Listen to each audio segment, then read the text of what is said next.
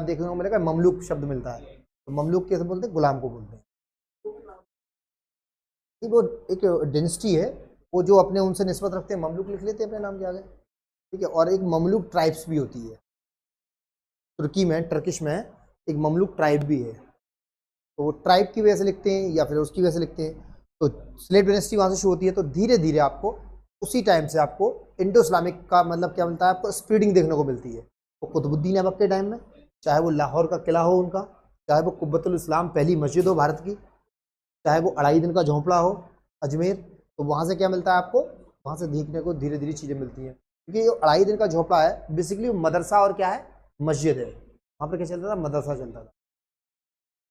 तो धीरे धीरे क्या अपना तमीज़ तहजीब फैलाना शुरू कर दिया। कोई भी कम्युनिटी आए, देखो अंग्रेज आए, अंग्रेज एक नई तहजीब लेकर आए। उन्होंने क्या करा, यहाँ पर देखो अपना इंग्लिश कल्चर फैलाया। पुर्तगीज आए, तो आज भी देखिए गोवा में जाइए आपको पुर्तगाल वाली फीलिंग आएगी। जो गोवा जाते हैं घूमने, तो आपको वहाँ पर कैसी क्रिश्चियनिटी मिलती है देखने के लिए, तो पुर्तगीज क्रिश्चियनिटी देखने को मिलेगी, जो लोग वो वैसे फॉलो करते होंगे। अगर आप पाउंडचेरी जाएंगे, पाउंडचेरी जाते हैं तो वहाँ पर फ्रांसीसी कल्चर देखने को मिलेगा आपको। ये जहाँ पर जो आदमी रहा है, ऐसा बॉम्बे जाइए, बॉम्बे में आपको लगेगा हम इंग्लैंड में हैं। कुछ फीलिंग, कुछ इलाके ऐसे हैं ऐसे लगेगा फीलिंग आएगा हम इंग्लैंड में हैं, क्योंकि सबसे पहले बॉम्बे पे जो कब्जा किया वो इंग्लिश ने किया है। तो जहाँ पर जिनका जो इजारा है, जो आज भी देखिए आप किसी क्रिश्चियन कॉलेज में जाइए, किसी क्रिश्चियन स्कूल में जाइए, तो वहाँ क्या मिलेगा आपको, उन्हीं कल्चर को देखने को मिलेगा, वही उनका कल्चर मिलता है। तो that is the Indo Islamic culture. तो अगर हम इसकी स्टडी करते हैं, सबसे पहले हम इसको जो असर देखने को मिलता है, वो हमें सबसे पहले इसका आर्किटेक्चर पे देखने को मिलेगा, किस किस तरह की चीज़ें उन्होंने बनवाई। Indo Islamic culture introduction. Indo Islamic culture is a fusion of the Indian and Islamic tradition. इसका संगम है, फ्यूजन कहते हैं संगम, दो चीज़ों का संगम है। किस किस का फ्यूजन है, किसका, इंडियन एंड इस्लामिक ट्रेडिशन।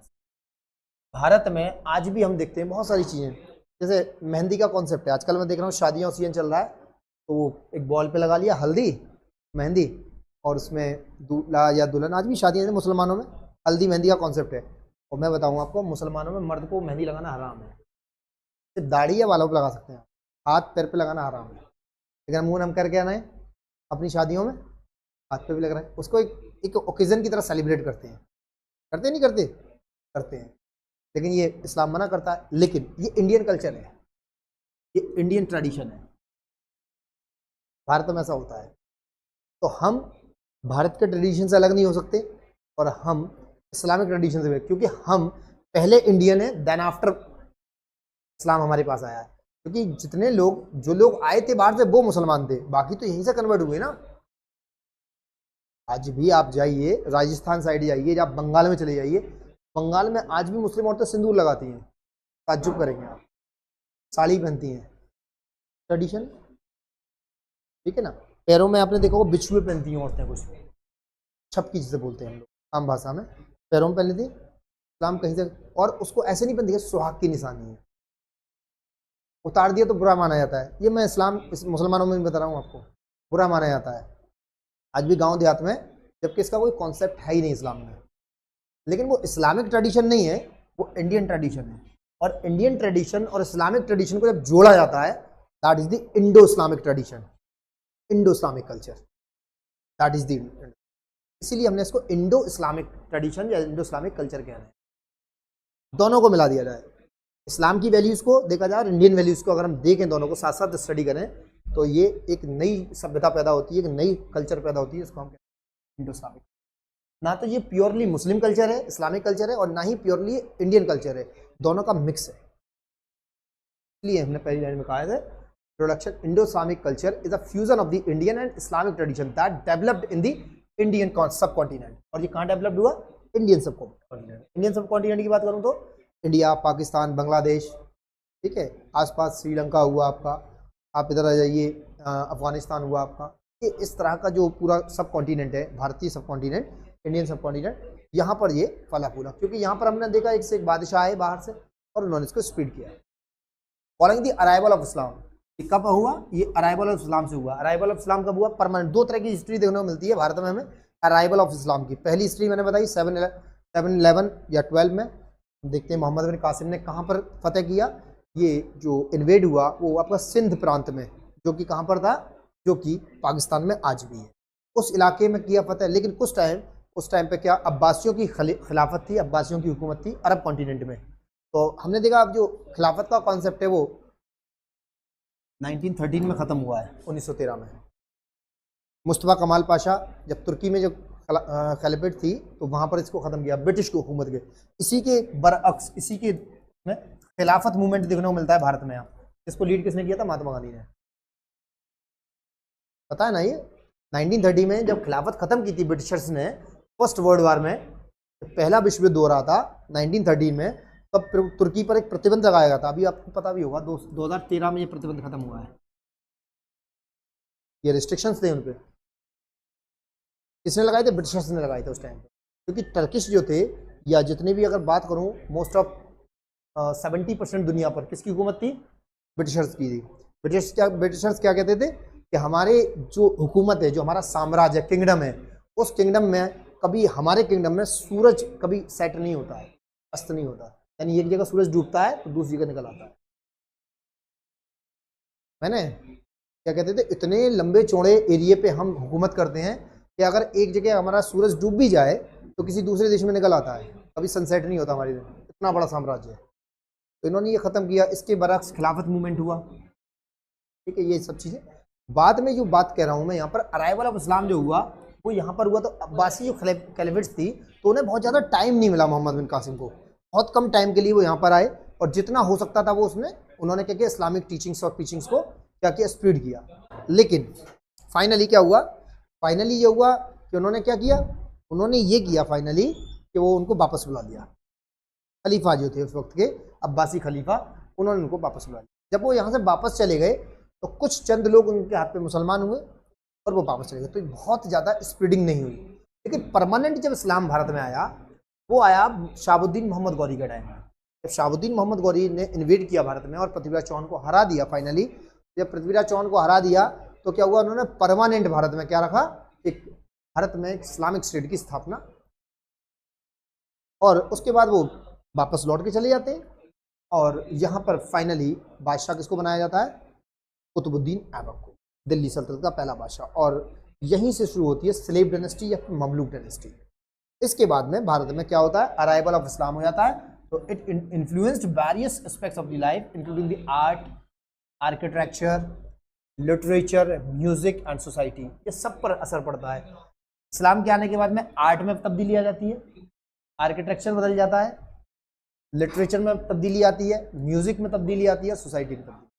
ये सारी चीज़ों पर ये इस्लामिक जो भारत में अराइवल हुआ और उससे ही क्या हुआ, इन सब चीज़ों की तब्दीली हो जाती है।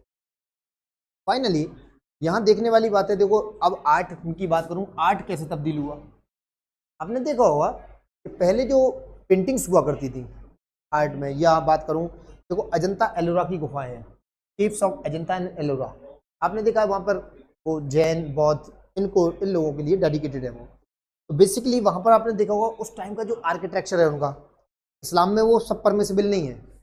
आपने देखा होगा बहुत सारा बल्गर है उसमें, कुछ वल्गैरिटी के साथ भी चीज़ें हैं वहाँ पर, तो उसको परमिसिबल नहीं है इस्लाम में। इस तरह की आप चीज़ें नहीं कर सकते, इस तरह की मूर्ति नहीं बना सकते आप जैसे उस टाइम में, और उसमें मना किया गया। तो हमने आकर उसको आर्किटेक्चर को चेंज किया, ठीक है।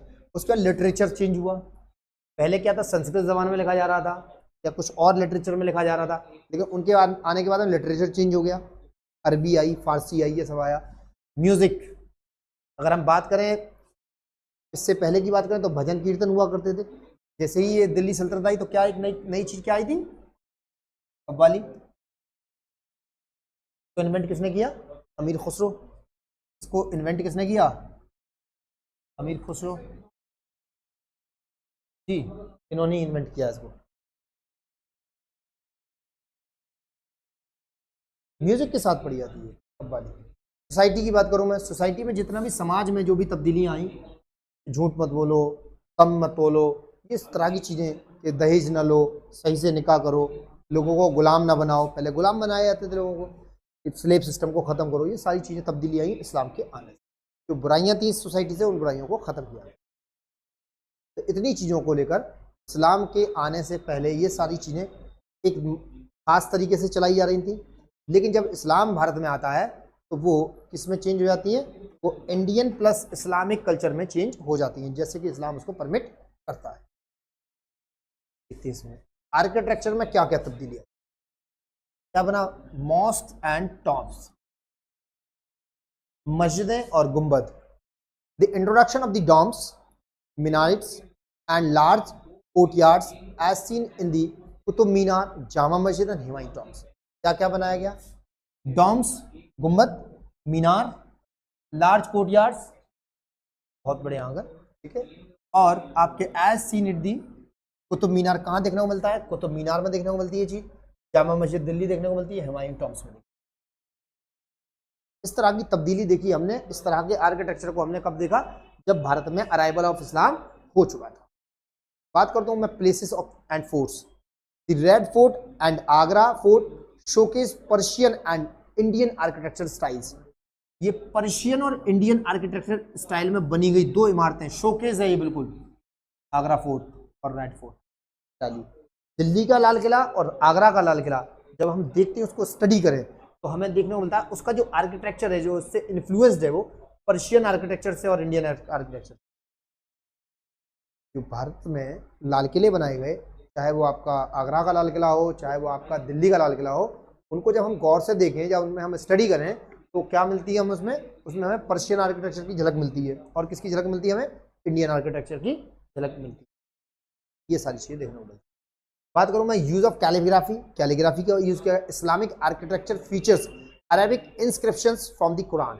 हमने देखा है, इंस्क्रिप्शन कहते हैं किसी चीज को पत्थर पे गोदना, वैसे इसको हम लिथोग्राफ्स कहते हैं, इसके लिए एक वर्ड होता है इंस्क्रिप्शन का, लिथोग्राफ्स। पत्थर पे जो गोदाई होती है ना, गोदाई, पत्थर को खोद कर लिखते हैं, दैट इज द इंस्क्रिप्शन। पत्थर पे क्या लिखा गया है, अरेबिक में कुरान की आयतें लिखी है। आप जाइए कहीं पर भी देखिए, चाहे वो आपका बुलंद दरवाजा हो, चाहे आपका लाल किला हो, चाहे ताजमहल हो, तो उनकी जो सुतून है, बेसिकली पिलर जो हैं, उन पिलरों पे क्या लिखा हुआ है, ये कुरान की आयतें लिखी। ये कैलीग्राफी का यूज किया गया है वहां पर। और क्या किया है, gardens and the waterways, Mughal garden such as the Shalimar Bagh reflect the Persian influence.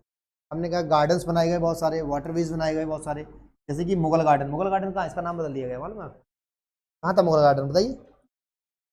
ये राष्ट्रपति भवन में था, प्रेसिडेंट हाउस में, इसका नाम बन दिया अमृत उद्यान, इसका नाम रख दिया है अमृत उद्यान, ठीक है, ध्यान रखना। अच्छा, सीधी शालीमार बाग, शालीमार बाग कहाँ पर है, कश्मीर। किसने बनवाया था ये जहांगीर बादशाह ने बनवाया। ये किससे मालूम होता है, पर्शियन इन्फ्लुएंस में इस पर रिफ्लेक्ट होता है, ठीक है। तो ये सारी चीज़ें इनमें तब्दीली आई। पहला आर्किटेक्चर में तब्दीली आई, ये इतनी सारी चीज़ें तब्दील हुई। क्या, literature and language, literature change किया, लैंग्वेज लेकर आए, नई जबान लेकर आई, पर्शियन जबान लेकर आए। Persian influence, Persian become the court language under the Delhi सल्तनत एंड मुगल्स। पर्शियन जबान को उन्होंने क्या बना दिया था, अपनी कोर्ट लैंग्वेज, ऑफिशियल लैंग्वेज बना दिया था, किसने, दिल्ली सल्तनत ने और मुगल बादशाहों ने। जितने भी दिल्ली सल्तनत के बादशाह हुए वो सारे, और मुगल बादशाहों ने पर्शियन जबान को क्या बना दिया था, पर्शियन जबान को इन्होंने क्या बनाया, अपनी official language. Notable Persian works including Amir Khusro poetry and the Abul Fazl's Ain Akbari. हमें देखने को मिलता है नोटेबल काम जो किया है पर्शियन में, वो अमीर खुसरो ने किया है अपनी पोइट्री में, या फिर अबुल फजल की आईन अकबरी। आईन अकबरी किसको डेडिकेटेड है, ये अकबर को, अकबर की क्या है, बायोग्राफी है, ठीक है, किसने लिखी है, अबुल फजल ने, ठीक है। आगे देखिए, Urdu development, Urdu emerge as a blend of the Persian, Arabic and Indian languages becoming the prominent literacy language.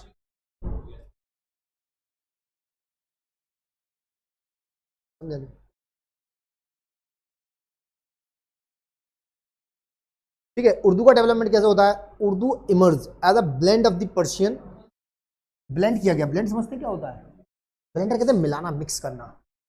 दो तरह के मिक्सअप होता है, एक ऐसा मिक्सअप होता है जिसको अलग किया जा सके, लेकिन ब्लेंड इस तरह से किया था अलग ना किया जाए। एग्जैक्टली उन्होंने ब्लेंडिंग कर दी, किस किस की, उर्दू ब्लेंडिंग है बेसिकली, किस किस की, पर्शियन की, अरेबिक की and Indian languages, becoming the prominent literary language. और आगे चल के क्या बन गई, ये प्रोमिनेंट लिटरेरी जबान बन गई। अभी कहते हैं इतनी मीठी जबान है, इतना रस घोला गया है, देखो पर्शियन का रस इसमें, अरेबिक का रस इसमें, और तमाम जबानें इंडिया की ऐसी हैं जो उर्दू में ब्लेंड की गई हैं, ब्लेंडिंग, कितना अच्छा शब्द है ब्लेंडिंग, है ना। ये बोलते हैं Sufi literature, Sufi literature, Sufi saints like Nizamuddin Auliya and poet like Rumi influence devotional poetry. Devotional poetry क्या होती है? डिवोट कर देना, समर्पित। डिवोशनल मतलब भक्ति कह सकते हैं, भक्ति वाली पोइट्री। तो हमें दो देखने को मिलते हैं सूफी लिटरेचर में। निजामुद्दीन औलिया की पोइट्री देखिए, रूमी को देखिए, अमीर खुसरो को देखिए, ये सब डिवोशनल पोइट्री की बात करते हैं। Music and dance, music and dance में क्या तब्दीली आई? Qawwali, devotional music from the developed by the Amir Khusro combining Persian and Indian musical elements. ये जो कव्वाली लिखी गई है, बेसिकली कव्वाली जो इजाद की है वो किसने की है? अमीर खुसरो ने। और इसमें क्या किया गया? पर्शियन और इंडियन म्यूजिकल एलिमेंट्स को क्या किया गया? कंबाइन करके। जिसमें संतूर, ढोल, संतूर और हारमोनियम वगैरह ये चीजें बजाई जाती है इसमें।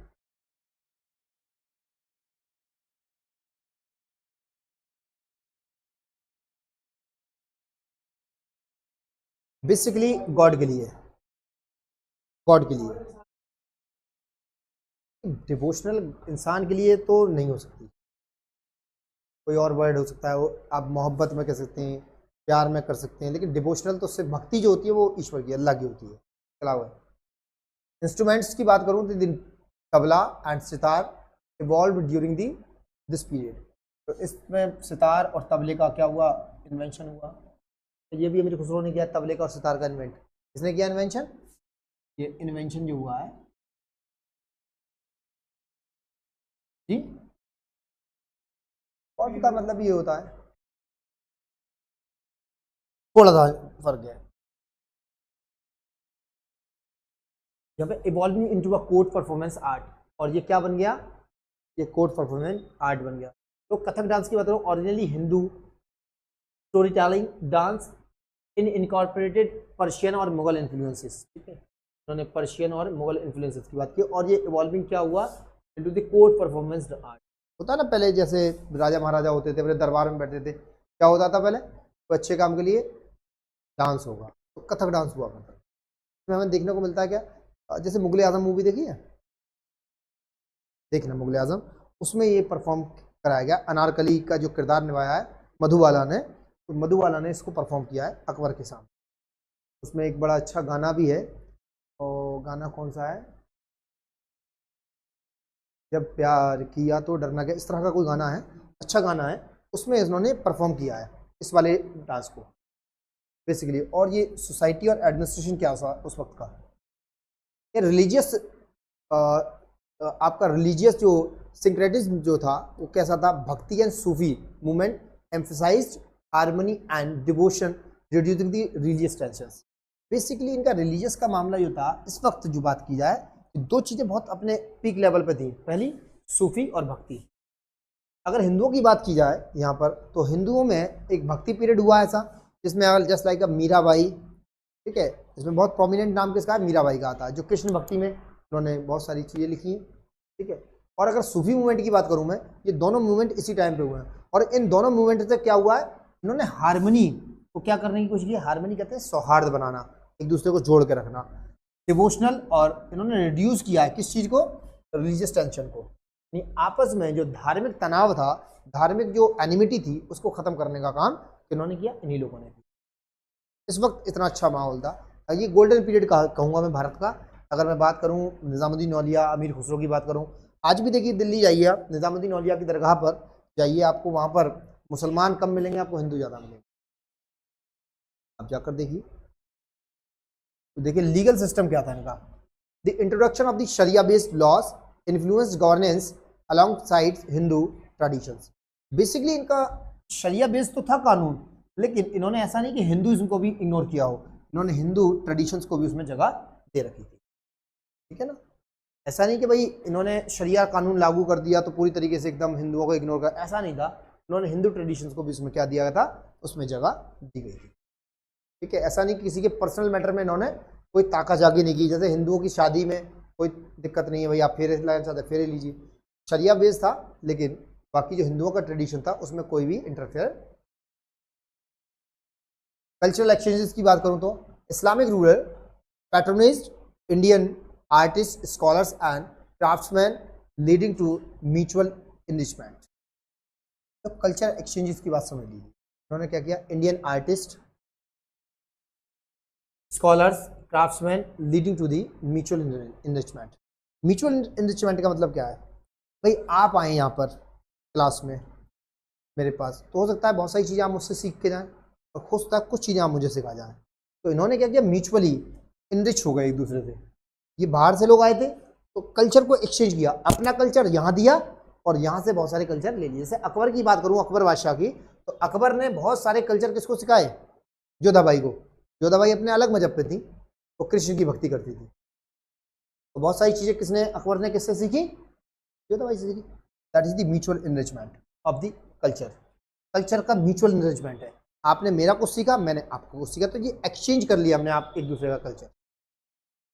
आगे बात करते हैं साइंस। मुगल फूड क्या था, देखो the introduction of the biryani. Bharat में बिरयानी कौन लेकर आया है, बेसिकली खाने पीने से, ये मतलब खाने में, ये सिनोनिमस वर्ड है बेसिकली। ये वर्ड जो है बहुत ज़्यादा एडवांस वर्ड है, ठीक है। तो चूंकि थोड़ा सा अच्छा वर्ड है इसलिए, और नया वर्ड है तो मैंने इसको डाल दी। बेसिकली खाने पीने से रिलेटेड है, ठीक है।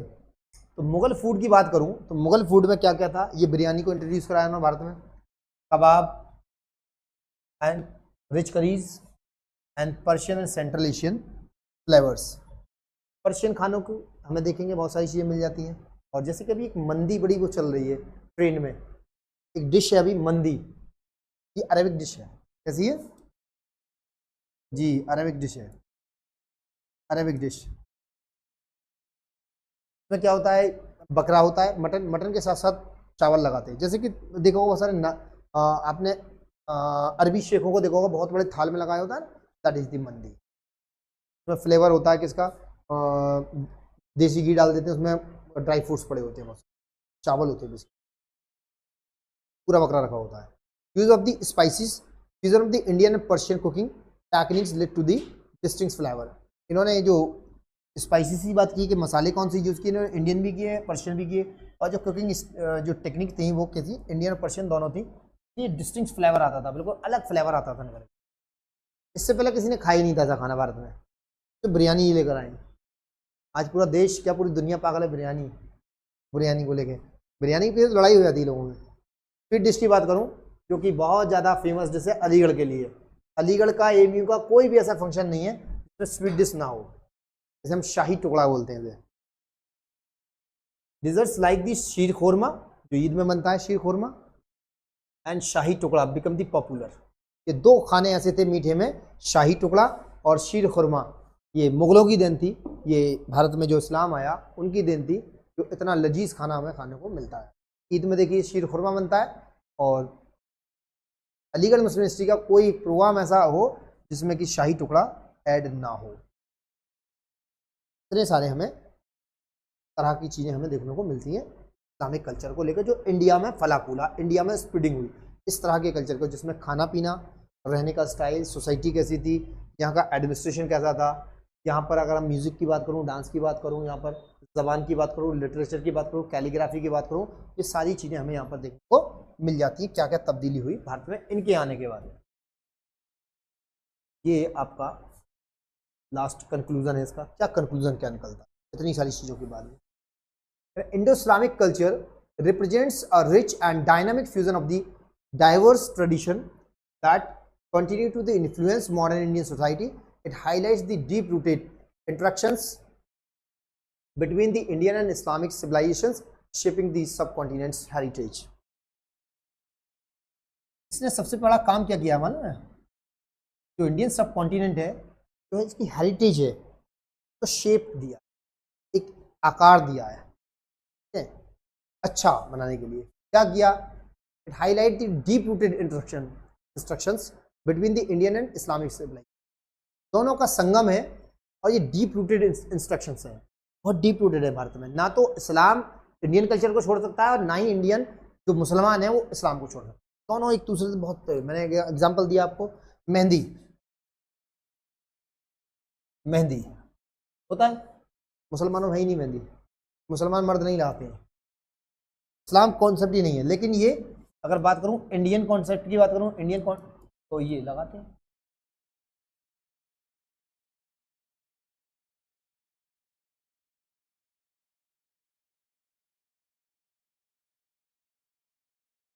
हाँ बिल्कुल, मैं क्या बता रहा हूँ आपको, ये आप करो मत करो, लेकिन ये इंडियन कल्चर है। आप ये नहीं कह सकते, जैसे आप एक मुसलमान उसको फॉलो कर रहा है तो आप ये नहीं कह सकते it's a part of the Islamic culture. It's not a part of the Islamic culture, it's part of the only Indian tradition और इंडियन कल्चर। ये इंडियन कल्चर का तो पार्ट है, लेकिन इस्लामिक कल्चर का पार्ट नहीं है। इस्लाम तो मना करता है, लेकिन कुछ लोग आज भी इसको फॉलो करते हैं क्योंकि वो पहले इंडियन है, एंड आफ्टर बाद में ही तो मुसलमान हुए हैं वो लोग। हो सकता है उनके पहले से पूर्वज, उनके पहले से बाप दादा आबा अजदाद करते चले आ रहे हैं उस चीज को चला रहा है।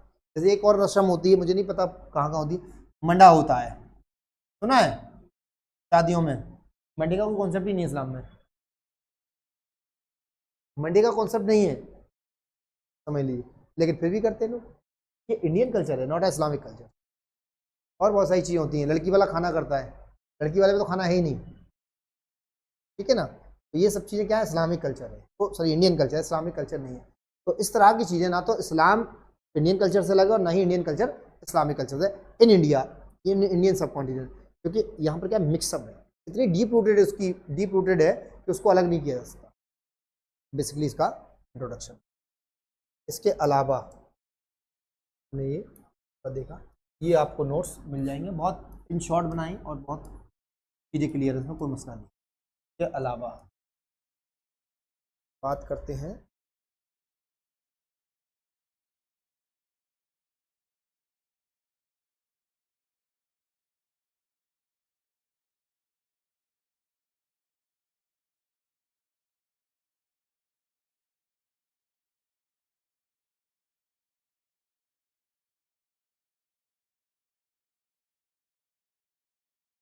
Indo Islamic culture.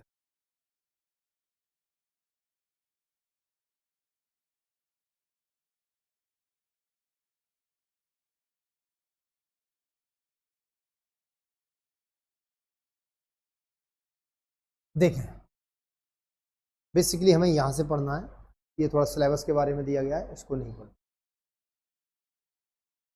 Fundamental teaching of Islam, Islam means complete commission submitting to the order of Allah and acting in the accordance with the his command. Islam का मतलब है कंप्लीट सरेंडर कर दें आप, कंप्लीट अपने आप को सबमिट कर दिए in the will of God, और वो सारी बातें मानिए जो अल्लाह की कमांड में है। अल्लाह आपसे कह रहा है कि झूठ ना बोलिए तो आप झूठ नहीं बोलिए, ठीक है। अगर complete commission submitting to the order of Allah and acting in accordance with the his command, Allah की कमांड के तरीके से आप जिंदगी गुजारिए। अल्लाह पाक जो आदेश दिया, कमांड का मतलब है आदेश, अल्लाह पाक ने हुक्म दिया कुरान में कि आपको ये करना है तो आप वो करेंगे, और अपने आप को क्या मानिए, अपने आप को अब डिवोट कर दीजिए, बिल्कुल एकदम समर्पित कर दीजिए, सबमिट कर दीजिए अल्लाह की बिल में, ठीक है ना। और इसी को डॉक्टर इकबाल ने क्या कहा है, खुद ही को कर बुलंद इतना, इसी बात को डॉक्टर इकबाल ने कहा है।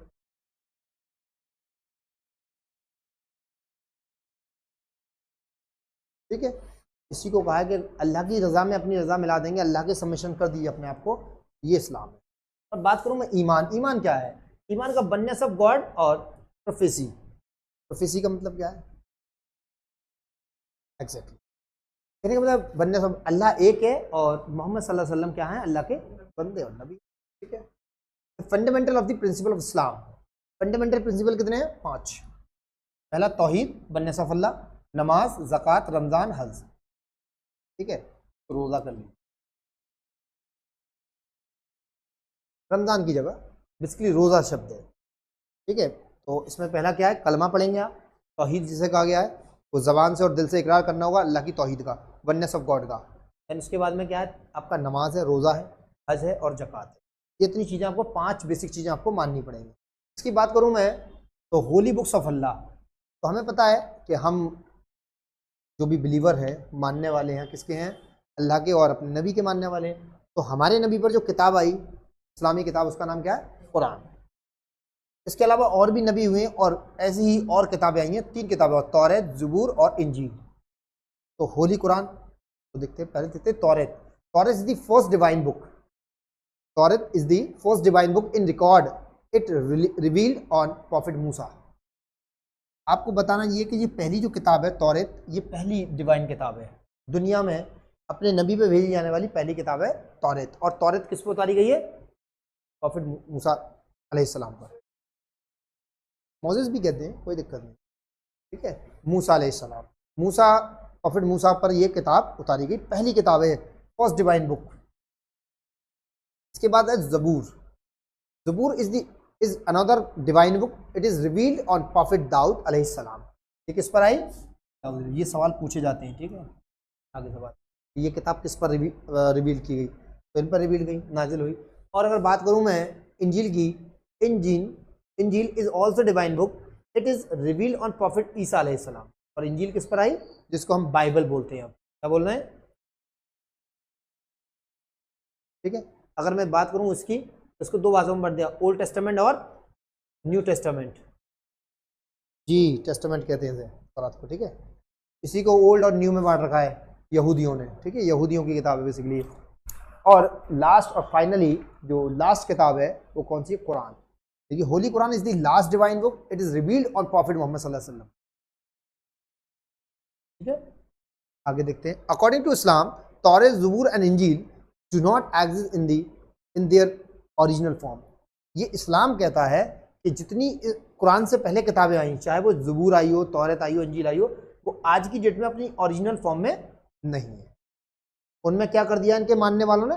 तब्दीली कर दी है। देखो इसको, आपने देखो इसको, तौरेत को old testament, new testament, Bible को बना दिया इन्होंने, तो इंजील को बाइबल कह दिया।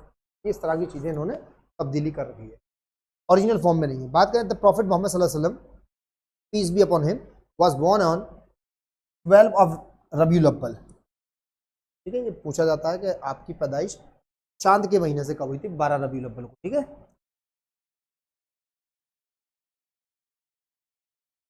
आगे बात करते हैं, देखें।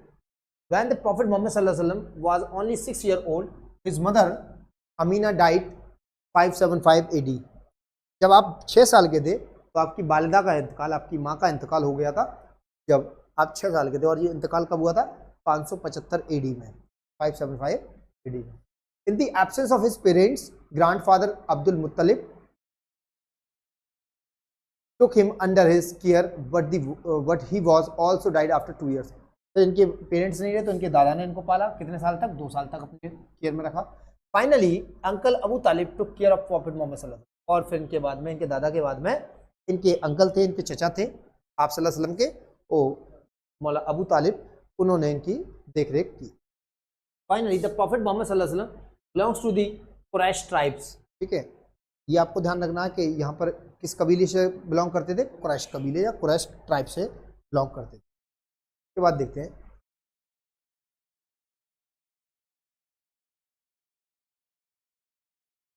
During this the first child who accepted Islam, namely Hazrat Ali, was born 600 AD, later becomes the son-in-law of हजरत मोहम्मद सल्लल्लाहु अलैहि वसल्लम when he married to his daughter Fatima. ये पूछा जाता है कि पहले शख्स कौन थे जिन्होंने ईमान लेकर आए? जो एक बच्चे थे, ठीक है, ये ईमान लेकर आए, सबसे पहले इस्लाम को दिया इन्होंने एडप, और जिनकी पैदाइश कब हुई थी? 600 AD। Later becomes the son in law, और बाद में चलकर ये आपके दामाद बनते हैं, क्योंकि आपकी बेटी का निकाह, आपकी बेटी फातिमा सलामुल्लाह अलैहा का निकाह किससे होता है? अली से। आगे देखते हैं।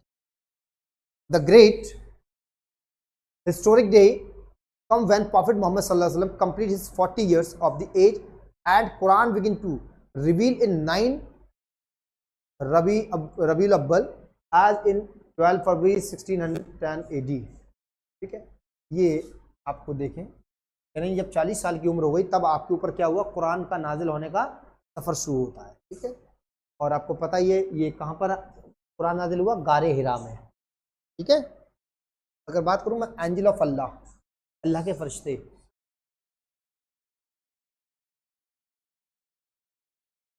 जी,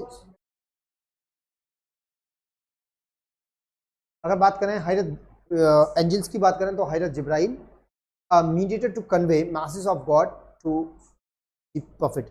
ये करते क्या, इनकी ड्यूटी क्या थी हजरत जिब्राइल की? ये मीडिएट कराते थे, मीडिएटर थे किस किस के बीच में? अल्लाह और उसके प्रॉफिट के बीच में। अल्लाह का कोई पैगाम होता था ये लेकर आते थे, अपने महबूब को बताते थे, और इस तरह से इनका काम। Hazrat Mikail deputed to manage rain and provide food livelihood to mankind. Hazrat Mikail का जो मामला है वो किस पे? रेन को और प्रोवाइड करना फूड और लाइवलीहुड टू मैनकाइंड है, और जो इंसानियत के लिए खाना वगैरह प्रोवाइड करने का इनका ड्यूटी है। हजरत Israfil is assign the duty of blow सूर ऑन डोम्सडे। ये सूर जो है कयामत के दिन सूर को फूका जाएगा, उसकी ड्यूटी किसकी है? उसकी इसराफील अलैहिस्सलाम की। बात करें Hazrat Izrail deputed to take away life on the order of Allah. इनका काम क्या है? इनका काम है रूह कब्ज करना। देखो, deputed to take away life, जीवन को लेना समाप्त करना, on the order of Allah, Allah के हुक्म से क्या करते हैं? बंदों की रूह कब्ज करते हैं हजरत इजराइल अलैहिस्सलाम। ठीक है, ये एंजल्स थे जिनका कुरान में जिक्र है, इन फरिश्तों का। ठीक है, आगे बात करते हैं द प्रॉफिट ऑफ, और भी फरिश्तों का जिक्र है लेकिन इनका नाम से जिक्र है, इन फरिश्तों का नाम से जिक्र। द प्रॉफिट्स ऑफ द अल्लाह, हजरत आदम जिन्हें आदम अलैहिस्सलाम कहते हैं, हजरत इदरीस अलैहिस्सलाम, हजरत सुलेमान अलैहिस्सलाम, हजरत नूह अलैहिस्सलाम, ज़करिया अलैहिस्सलाम, हजरत इब्राहीम अलैहिस्सलाम, हजरत दाऊद अलैहिस्सलाम, हजरत ईसा अलैहिस्सलाम, और फाइनली हजरत मोहम्मद सल्लल्लाहु अलैहि वसल्लम, last prophet. The four right guided caliphates. इसके बाद में आपके चार खलीफा हुए, पहले हजरत अबू बकर, दूसरे हजरत उमर बिन खत्ताब, तीसरे उस्मान बिन अफ़्फ़ान, और चौथे हजरत अली बिन अबू तालिब का ये टाइम पीरियड है खिलाफत का। बात करूंगा name of the month of the Islamic calendar, ये कैलेंडर इस्लाम का ये सवाल कई बार पूछा गया है कि कौन सा महीना कौन से टाइम पे था। जैसे इस्लामी महीने की शुरुआत किस महीने से होती है? मुहर्रम से होती है। साल लास्ट महीना क्या है? जिलहिज्जा, इसे बकरीद बोलते हैं। ठीक है, ये ध्यान रखना, जिलहिज्जा। बात करूँ जिलकायदा, इससे पहले का महीना है जिसको हम खाली का महीना कहते हैं, ये ईद के बाद चलेगा। और उसके बाद शब्बाल, शब्बाल कहते हैं ईद के महीने को। ठीक है, ये सब महीने। रमज़ान है, रमज़ान कौन सा महीना है? पूछ लेते हैं, 9वां महीना है। ठीक है, ध्यान रखना। हाँ, यही सब चीज़ें पूछी जाती हैं कि पहला महीना मुहर्रम है, उसका सफ़र, रबीउल अव्वल, रबीउल सानी, जमादिउल अव्वल, जमादिउल सानी, रजब, शाबान, और आपका रमज़ान, शब्बाल, और आपका जिलकीदा, और आपका जिलहिज्जा। ठीक है, जिलहिज्जा क्यों कहा जाता है? इसी महीने में हज होता है ना, बकरीद में तो हज होता है, जिलहिज्जा कहा जाता है। ठीक है, देखो ये असल में क्या है, बहुत सारी चीज़ें हैं। जिलहिज्जा पढ़ा जाता है, वैसे तो पढ़ा जाता है, अरबी वर्ड है ना इसलिए, तो आप सही से प्रोनाउंसिएट कर ही नहीं पाएंगे इंग्लिश में। यानी इसके बाद तो फिर भारत में आपकी इस्लामिक मशरूत को, हम अभी इंडो इस्लामिक कल्चर पढ़ते हैं, तो अभी थोड़ा इस्लाम के बारे में जाना, तो इस्लामिक कल्चर के बारे में जानते हैं। भारत की क्या है? दिल्ली सल्तनत। दिल्ली सल्तनत the period from the 1206 AD to 1526। ये दिल्ली सल्तनत यहाँ से यहाँ तक रही है। ठीक है, came to be known as the Delhi Sultanate period. This period witness many dynasties and various rulers. इन्होंने बहुत सारी डायनेस्टीज को देखा है इस टाइम, और बहुत सारे रूलर्स को देखा है, जिसमें पहली डायनेस्टी आती है स्लेव डायनेस्टी, गुलाम या ममलूक डायनेस्टी। स्लेव डायनेस्टी, गुलाम डायनेस्टी, या फिर ममलूक डायनेस्टी। क्या है? कुतुबुद्दीन ऐबक हैं पहले बादशाह कौन है? कुतुबुद्दीन ऐबक। ये 1206 से लेकर 1210 तक, बड़ा ही कम टाइम रहा इनका। Founder of the Mamluk dynasty and slave of Mohammad Ghori. Qutbuddin Aibak was the Turkish slave who rose to position of the prominence in Mohammad Ghori's army. ये बेसिकली ये कैसे थे? गुलाम थे, गुलाम मोहम्मद बिन गौरी के, और ये तुर्किश स्लेव थे। और इनका जो टाइम रहा वो 1206 से लेकर 1210 तक, 1206 से लेकर 1210 तक रहा। और ये अपनी ईमानदारी और अपनी बहादुरी के बल पर कुतुबुद्दीन ऐबक की आर्मी में एक अच्छा प्रोमिनेंस वाला पद रखते थे अपने पास, पोस्ट इनके पास बड़ी थी। He took over control of the Muhammad Ghori's Indian possessions after his death in AD 1206. He was the founder of the Delhi Sultanate and the first independent Muslim ruler of northern India. ये पहले ही बादशाह ऐसे हैं,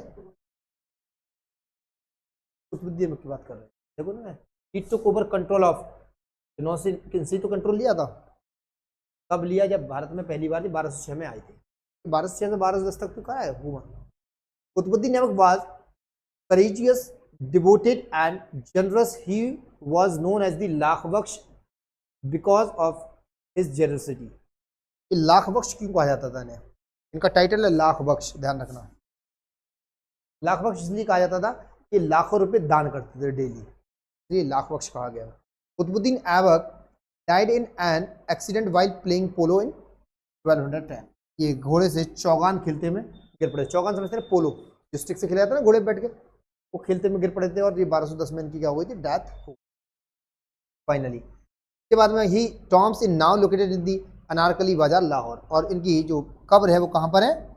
लाहौर के अनारकली बाजार में कब्र है।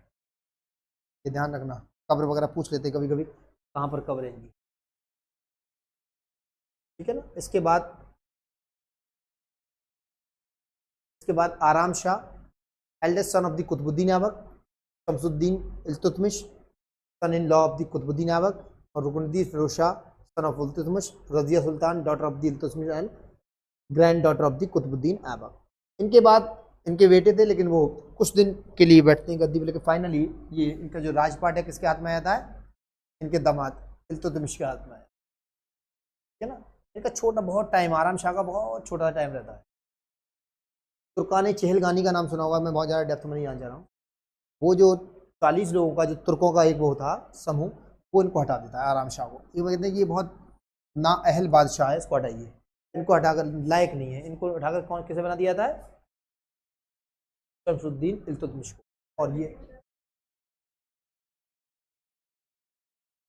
हाँ, इससे पहले से ही एक्टिव थी, लेकिन फाइनली जो इनके टाइम में बहुत अच्छा काम किया है। और इन्होंने को एक बहुत लंबे पीरियड के लिए मौका मिलता है। एक सवाल पूछा जाता है कि जब भारत का बादशाह इनको शमसुद्दीन इल्तुतमिश को बनाया गया, तो ये कहाँ के गवर्नर थे? ये बदायूं के गवर्नर थे उस टाइम। गवर्नर हुआ करते थे, सूबेदार जिसे बोलते हैं, उर्दू में सूबेदार बोलते थे। इसके बाद रुकनुद्दीन फिरोज शाह, सन ऑफ इल्तुतमिश, ये रुकनुद्दीन फिरोज शाह को बनाया गया, लेकिन ये भी एक नाअहल बादशाह था, इसको भी हटा दिया तुर्क। इनकी जगह किसको बनाया गया? रजिया सुल्तान। और ये क्या थी? Granddaughter of the Qutbuddin Aibak थी, और इनका क्या? इल्तुतमिश के डॉटर थी और इनकी ग्रैंड डॉटर, यानी इल्तुतमिश की तो बेटी थी और कुतुबुद्दीन ऐबक की क्या थी? नवासी थी।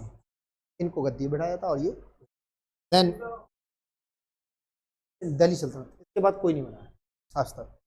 सबसे ज़्यादा पढ़ी लिखी अगर बात की जाए तो जहां आरा बेगम, आरा बेगम ज़्यादा पढ़ी लिखी मुस्लिम कोई अगर औरत है इस टाइम में, मतलब अगर बात करूं मैं दिल्ली सल्तनत और मुगल सल्तनत की बात करूं तब जहां आरा बेगम, ये आपका, तो इसमें थोड़ा बहुत और बचा हुआ है, देख लेंगे, ठीक है। बाकी इंशाल्लाह कल देखते हैं बाकी आगे का। और ये जो नोट्स हैं वो आपको मिल जाएंगे।